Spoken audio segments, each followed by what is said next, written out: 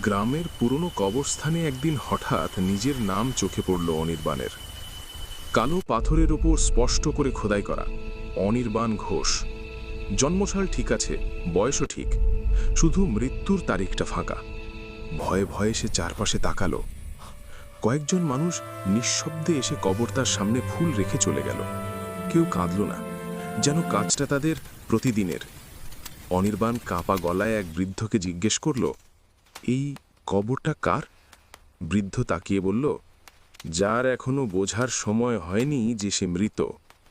সেই রাতেই অনির্বাণ ঘুমোতে পারল না।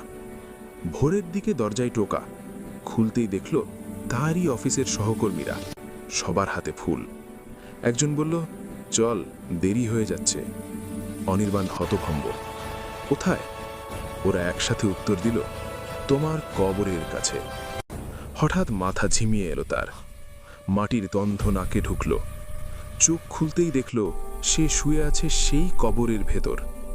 ওপর থেকে ভেসে এলো ফিসফিস শব্দ, আজ তারিখটা পূরণ হলো।